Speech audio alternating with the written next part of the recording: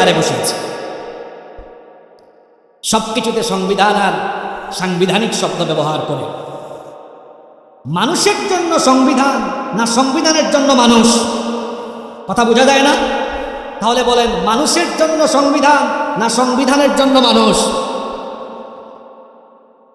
মানুষের জন্যই সংবিধান হয়, সংবিধানের জন্য মানুষ হয় না।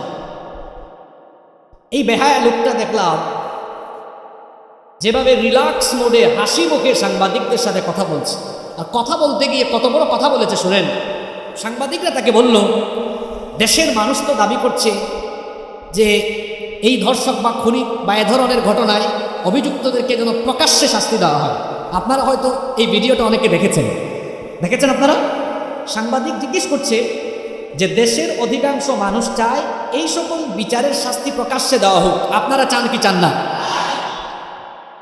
এই বেহায়া তখন কি বলেছে, আমরা তো মধ্যযুগে আবার ফিরে যেতে পারবো না।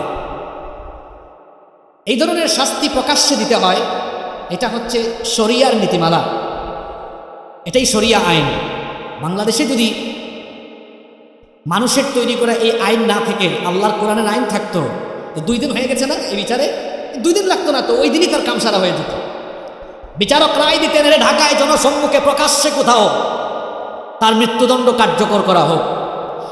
এখন শরিয়ার বিধানকে এদের মতো রাজনীতি ব্যবসায়ীরা, এরা তো রাজনীতিকে সবসময় ব্যবহার করে। এরা ক্ষমতায় আসার আগে, শুধু এই লোকটা না, যারা রাজনীতি করে বেশিরভাগই এরকম দেখবেন, ক্ষমতায় আসার আগে বলবে মদিনার সনদ দিয়ে দেশ চালাবো, মদিনার নিয়ম নীতি মানবো, আর ক্ষমতায় আসার পরে মদিনার নিয়ম নীতি তখন এদের কাছে মধ্যযুগীয় নিয়ম নীতি হয়ে যায়।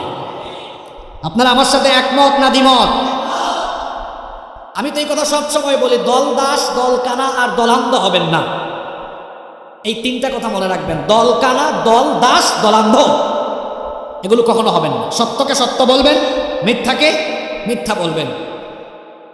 মধ্যযুগীয় আইন ভালো করে পড়াশোনা করে দেখেন মন্ত্রী সাহেব, পৃথিবীর ইতিহাসে এটাই ছিল সোনালী যুগ।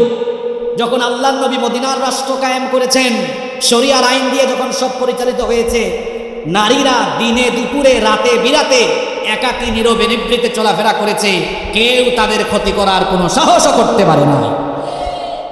বাংলাদেশে এই রকম ধর্ষণের বিচার শরিয়া দিয়ে 2-3টা বিচার করে দেখেন, নারীরা রাত 3টার সময় 12 কোয়ার্টার পাহাড়তলী নয়াবাজার দিয়ে হেঁটে যাবে, কোনো লুচ্চা বদমাস নারীদের দিকে তাকানোর সাহসও করতে পারবে না। এজন্য এই ধরনের অপকর্মের বিচার প্রকাশ্যেই হওয়া উচিত। এবং আমি মনে করি